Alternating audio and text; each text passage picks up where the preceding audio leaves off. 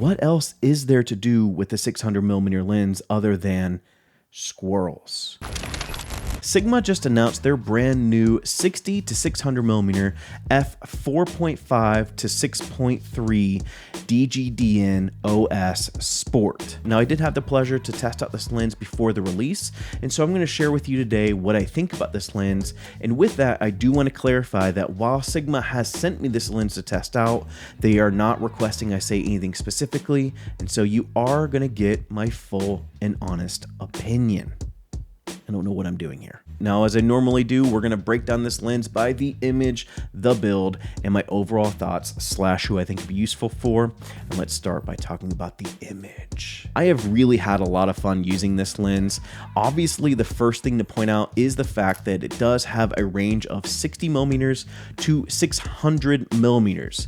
And so it is a 10x zoom lens, which is just insane. I was really pleased with the overall contrast, color reproduction, as well as the sharpness of this lens. Something else I appreciate with this lens is the fact that it is a stabilized lens. I used it with the FPL, which does not have any IBIS on the camera, and I was able to get some decently sharp photos. Now, you will be hard pressed to get a really steady image at 600mm for video regardless. That really is not a surprise to me, but that's something you do want to be aware of. It does have really good autofocus. There's a newly developed focus motor for the autofocus, and so you will see an improvement with autofocus using this new focus motor and this new focusing system. On the wider focal lengths of this lens, the minimum focusing distance is absolutely amazing. And when you're at 200mm, you actually get a 1 to 2.4 magnification. And so you really can get some near macro, if not macro shots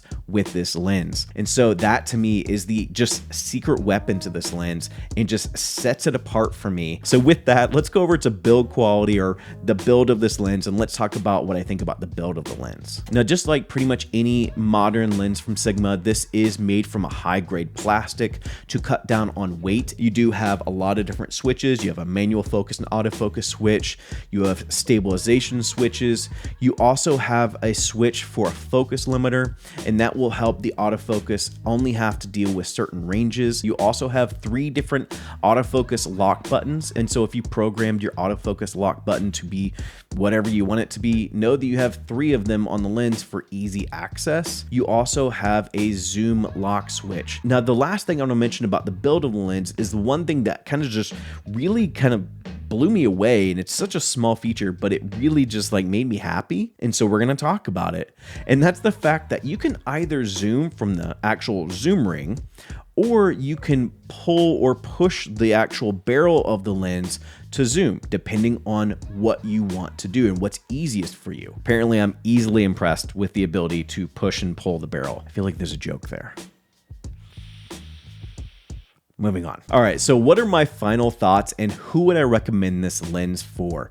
Honestly, if you're looking at getting into wildlife, or maybe even doing event videography or photography, or maybe even sports photography or videography, this is a great lens to look at, especially for the price.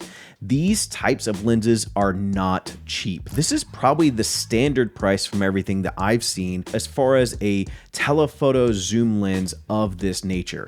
And not to mention, this is a 10x zoom, and so that's a lot of range. And pair that with the focus magnification and near macro capabilities of this lens, it really is a super versatile lens. Not to mention, it does give you that wonderful Sigma look of just amazing neutral colors, amazing contrast and sharpness, just that signature Sigma look.